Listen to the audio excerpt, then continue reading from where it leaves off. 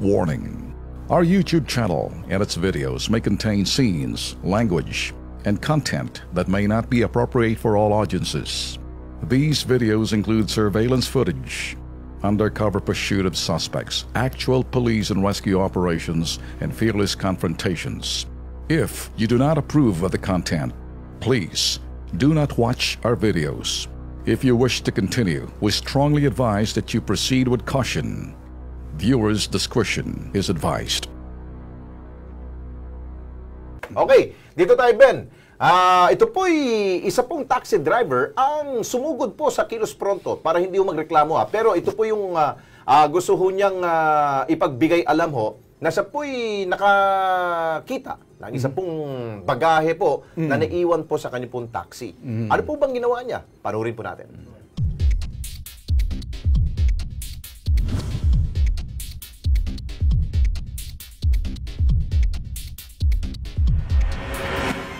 Habang abala ang buong Kilos Pronto team noong nakarang holiday break, isang taxi driver ang nagsadya sa Bitag Media Unlimited Incorporated o BMUI headquarters, si Oliver Gupit. May naiwan daw na bagahe sa compartment na kanyang ipinapasadang taxi.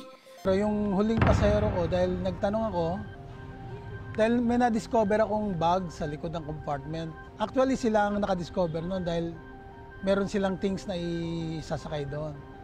And then na-realize ko, ang possible na nakapag-iwan nun ay yung dalawang foreigner na sumakay possibly dun sa Holiday Inn, dun sa Makati. Mga 11 yun siguro, past 10 o'clock, ganyan.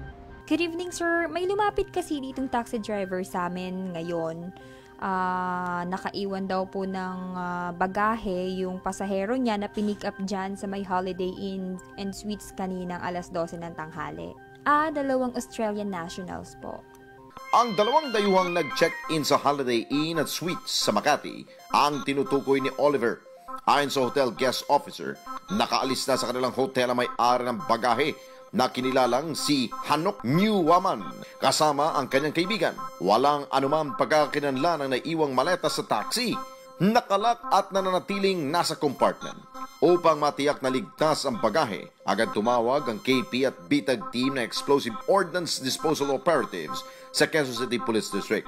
After nung namin, yung vendor safe procedure, we found out na wala naman suspicious object for something like explosive sa loob. So, we consider it as safe. Kilos Pronto kaming nakipag-ugnayan sa tanggapan ng Holiday Inn and Suites. Makalipas sa 3 oras, dumating ang isang personnel na naturang hotel kasama ang representative ng dayuhang may-ari ng bagahe.